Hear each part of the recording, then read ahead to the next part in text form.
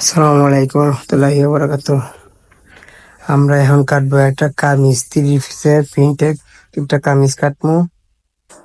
2 ভাঁজ করে কাটতে হবে। আগে আমরা ভাঁজটা দিয়ে আয়রন দিয়ে ডলা দিয়ে নিই।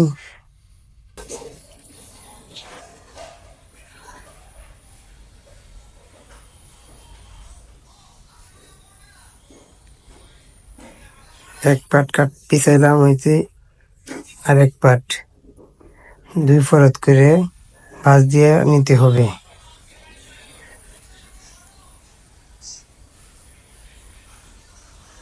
তারপর হাত সমান করতে হবে, যেমনি কুচ ভিতরে না থাকে। আবার আয়রন দিয়ে ডলা দিয়ে নিলাম আমি।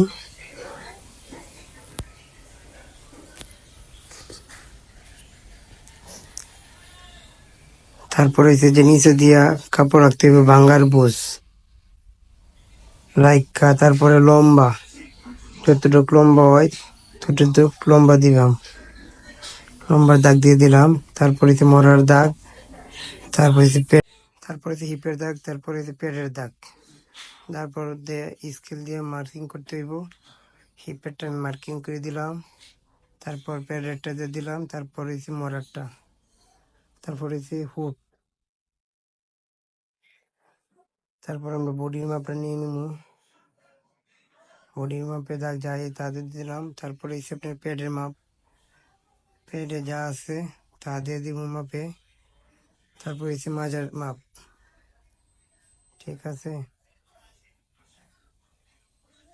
তারপরে মার্জিন করে নিতে হবে, বাড়তি কাপড় রাখতে হবে। তারপর হুডের মাপ, তারপরে শেপ দিয়া ঘের রাখতে হইব। তারপর নিচে দিয়ে কাটতে হবে।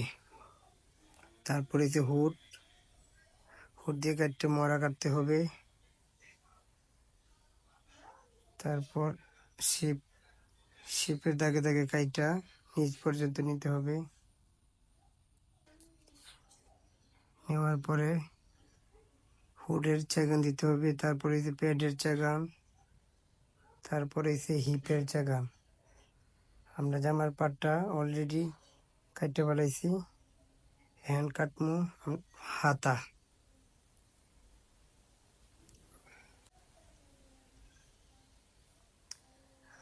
হাতাটা আয়রন দিয়ে ভাঁজ করতে নিতে হইব 2 পরত করে, 3 পিসের হাতা। তারপর একটু হালকা ডলা দিয়ে সোজা করতে হবে কাপড়টা।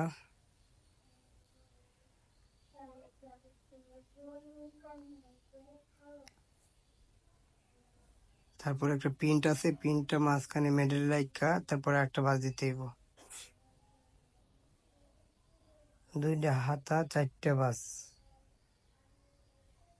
2 পরত কইরা আয়রন দিয়ে ডলা দিয়ে সোজা করে নিলাম। তারপরে দাগ দিয়া হাতার লম্বা নিতে হবে। লম্বা নেওয়ার পরে হাতার মুহুরি জামা ভাঁজে তাদের দিলাম। তারপরে শেপ দিয়ে দিলাম। তারপর হাতাটা কাটলাম, মরা কাটলাম। এখন আমি হাতার কাজ শেষ, একটা চেকান দিয়ে দিলাম।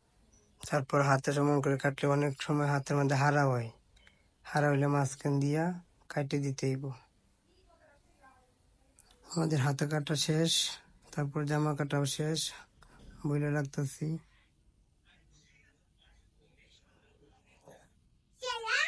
বইলে রাখার পর একটা স্লিপ করতে হবে। জামার যা বডি, স্লিপটা আমরা করে নিতেছি।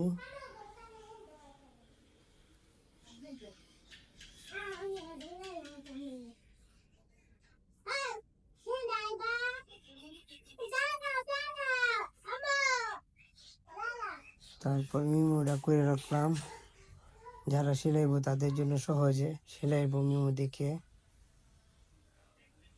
মিমোটা আমরা দিলাম জামার ভিতরে।